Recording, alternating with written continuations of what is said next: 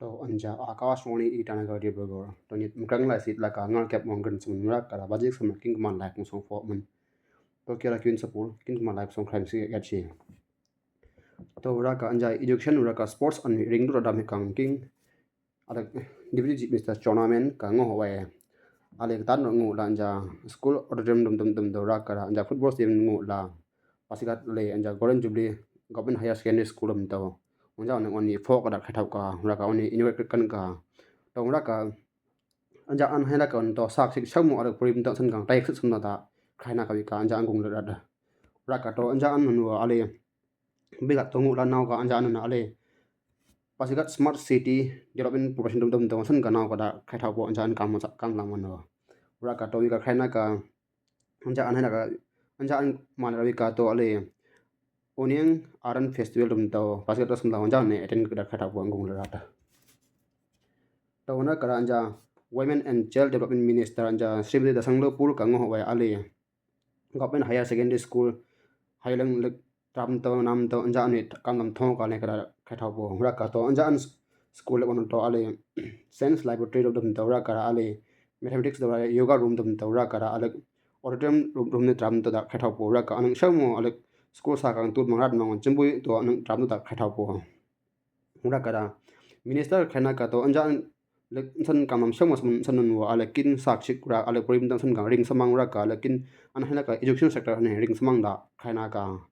ra ka ka thana ka dokin anjau angung na on ala school san shamo phan la kam do chumui ring du ta samang da thona ka monra ka to anjang gung na wi ka kamam an thong ne ka to ala shamo local officers chong ta ra ka stakeholders chong ta san tai kun na ka da win feel le kam na mon ring samang da thona ka hun na ka da lai dat la to na ka district health society itangal capture region ka ale kin ale non communicable disease dum to anja andam hi kang la chu khit na ka klang na khatha pura ka anja anu national program for prevention and control of cancer diabetes ra ka cardiovascular disease dum to ra ka stroke dum to anja an gung sum da khatha po ra ka anja an program rajbon itangal sum da khatha po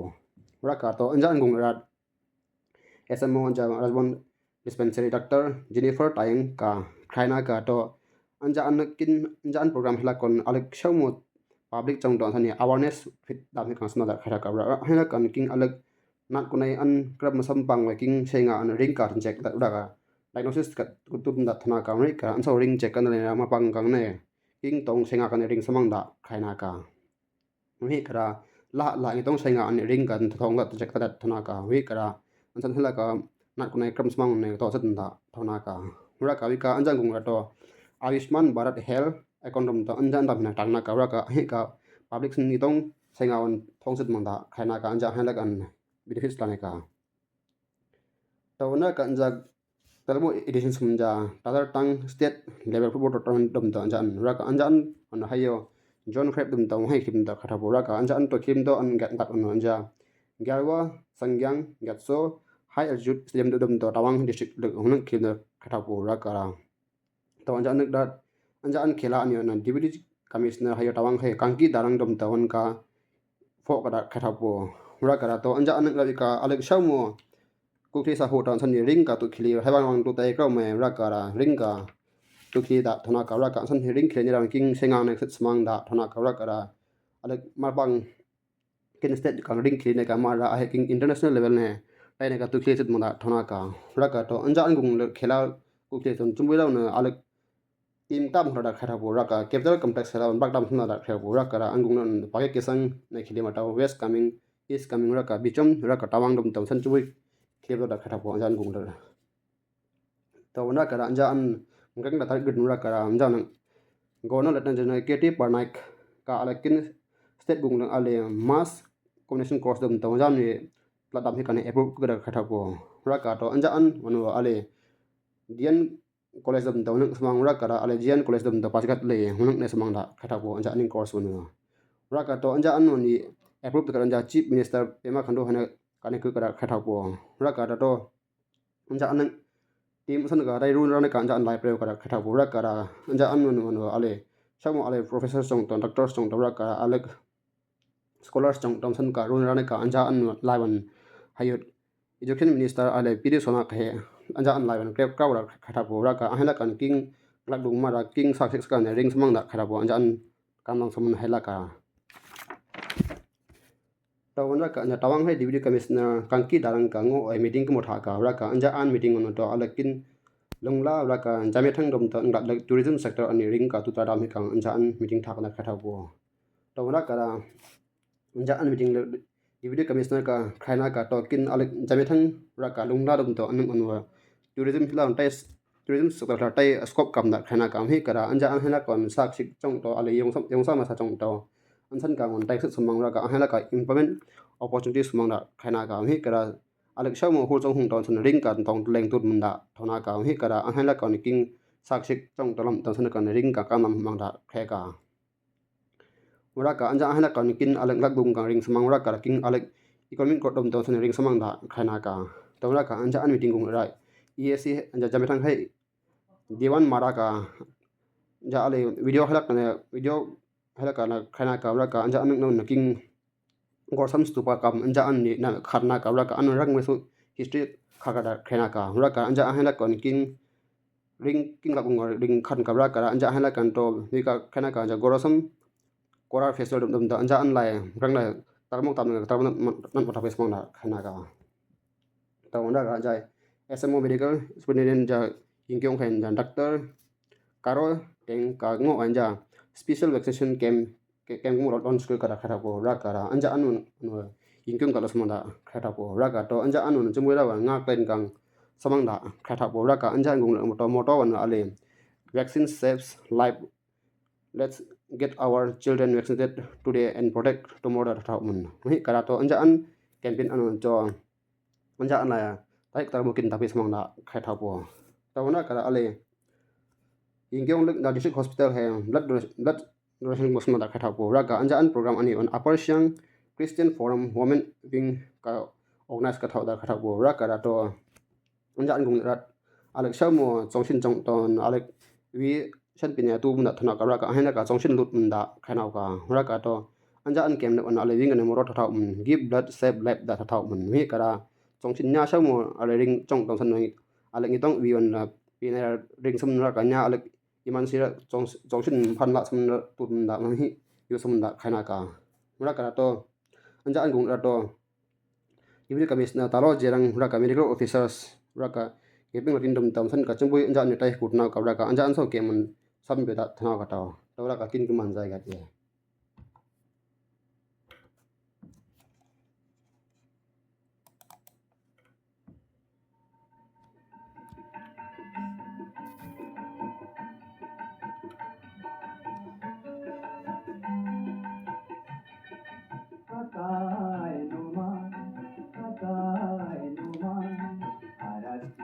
timbal mo tong chu darati lai timbal mo ya chu sakai numan sakai roman darati timbal mo tong chu darati lai timbal mo ya chu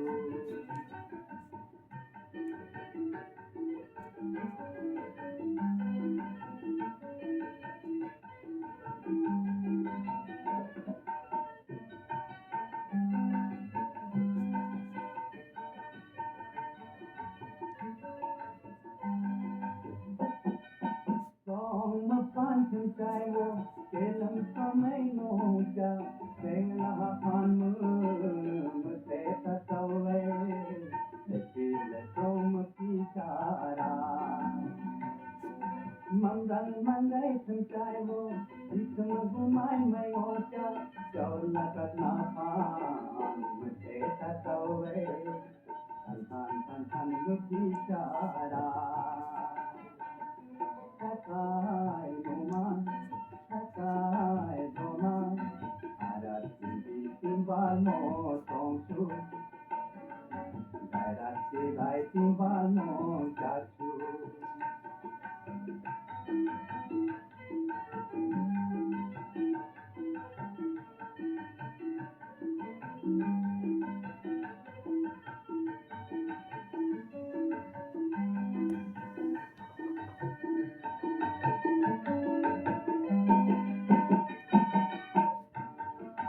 सूली मुशाम का है चूत सूरी कता है चंला मंदमना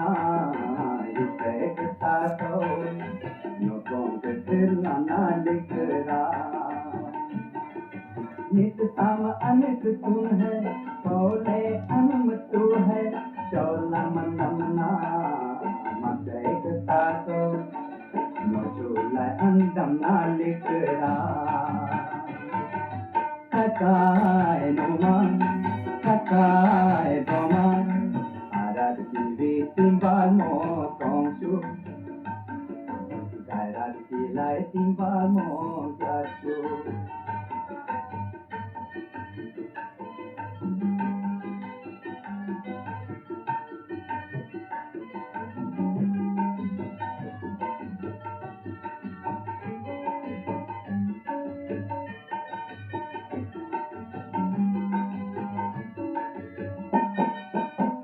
Kumte tatawi berusu to melewi chanla meritium mam kaca numuk setruna caira mamle pate sanyowi jalla pet hari chanla mentemyung tumbuim kaca numuk setruna caira Kakai numan, kakai doman, arati timbal mo tongsu, gairat kilai timbal mo gasu, arati timbal mo tongsu, gairat kilai timbal mo gasu, kakai numan.